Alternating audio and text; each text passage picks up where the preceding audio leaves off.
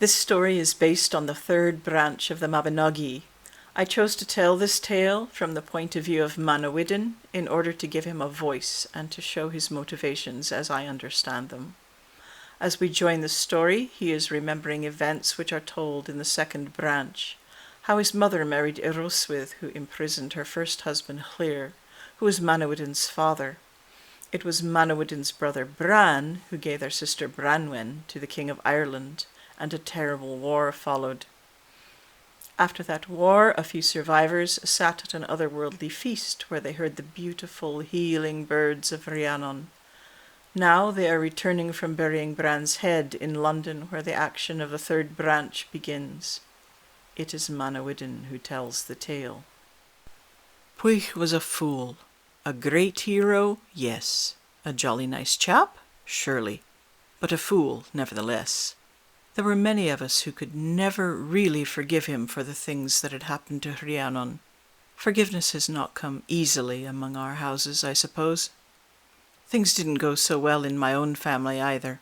The loss of my brother, the High King, and my beloved sister Branwen and her little son had not been entirely our fault, but we played our part not only in the destruction of our own family, the House of Llŷr, but of 2 kingdoms and their people.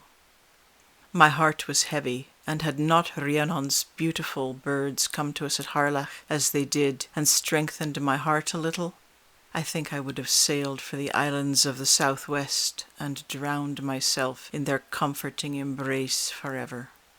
As it was, I continued to put one foot in front of the other. I ate tasteless meat and drank lifeless ale. As our little band of 7 left London, my mind turned over a problem which had been my only source of interest for some time, one that had been slowly progressing from the periphery of my internal vision to become a steady, central throb in my consciousness. Something was amiss, seriously amiss. And what I thought of most in this was that Rhiannon was unprotected. Not that Pwyll had ever been any real protection for her. Perhaps that was just it, because Pryderi seemed to be an apple who had fallen close to his father's tree. He was a typical, chivalrous, good-natured nobleman, with very little problem-solving ability between his ears, and I felt more sure by the day that there was a problem. Many said that fate had worked out my family's punishment, that my mother should never have joined with Eroswydd. Certainly the twins she bore him caused nothing but trouble. Efnisien, of course, caused most of it. But Nisien was weak. He was kind, yes, but too eager to smooth all Efnisien's blunders for him, which just turned him into the spoilt monster child he became. But I digress. Even the storm of destruction that was unleashed by Efnisien's desecration of all that is most sacred should surely not have been quite so devastating as it was. The world would never be the same, I could see that. I looked at Pryderi, smiling confidently as he sat his fine horse, and I thought of Branwen. Poor little Branwen, who should never have been treated as small, who should have been treated with enormous respect, who should have been taught to command respect.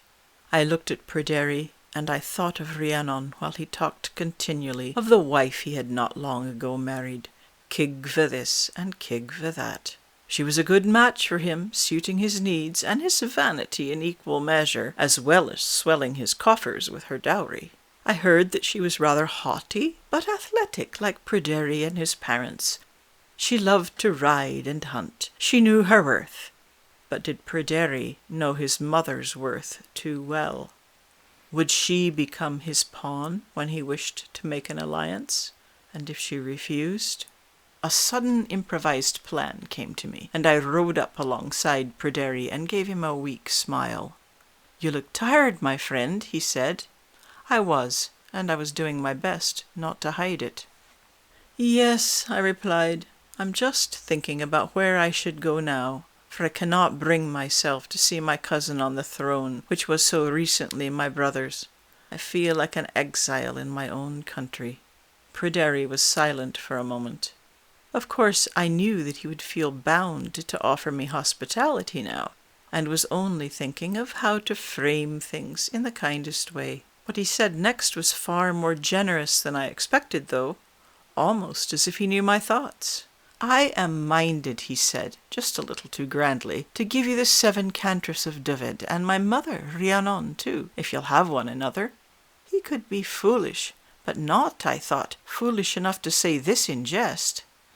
Now it was my turn to pause and choose my words, but he quickly prattled on. "Dyfed is very beautiful and productive in all things. It is modest in size, but I think you will like it there. And my mother is still attractive. You will find her a good companion with much interesting conversation. Will you agree to come and visit us for a while, at least, and accept our hospitality?" "This is an exceedingly generous offer," I replied. "Gladly will I be your guest, and meet the great Rhiannon, for that is how I thought of her, and this had been my hope, too, to meet her, perhaps even to wed her." But I was surprised at how easily my plan was advancing. There was something special, something timeless about the court at Arbearth. The manners of the courtiers were a bit old-fashioned, the hospitality lavish, and the atmosphere relaxed. Kigva greeted Pryderi enthusiastically and welcomed me wholeheartedly. Soon we were feasting, and Pryderi introduced me to Rhiannon and told her his idea for our marriage in the same breath. I say he introduced us, but perhaps we had always known one another.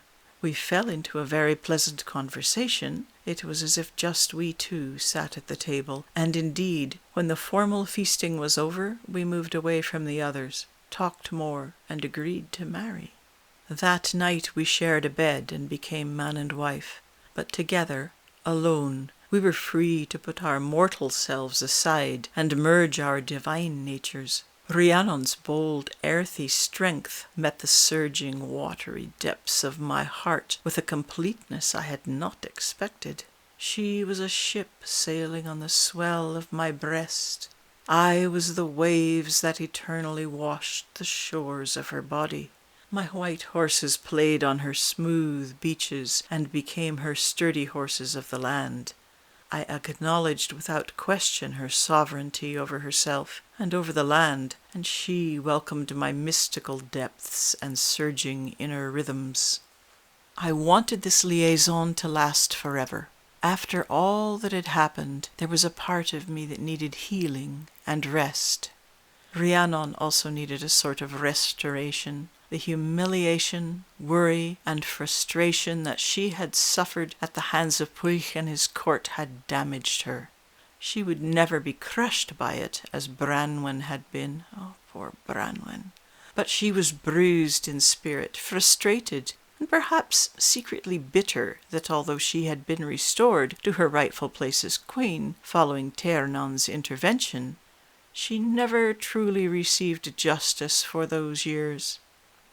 This was Pwyll's blindness, and Pryderi's too, and Bran's for that matter. Oh, it was easy to become pleasantly lost in my feelings for Rhiannon. She completed something in me, as easily as a key unlocks a door. But there was still that thought, dancing at the edge of my awareness. All was not well. Something was amiss, and I believed I might be able to catch hold of it and put it to rights. When I read this myth in its original form, I always feel that Manawydan set out from the beginning to undo the dark magic which permeates this story. However, that's never stated, so while I have followed the plot of the story here, I have put words in Manawydan's mouth, thoughts in his head, which are my own ideas.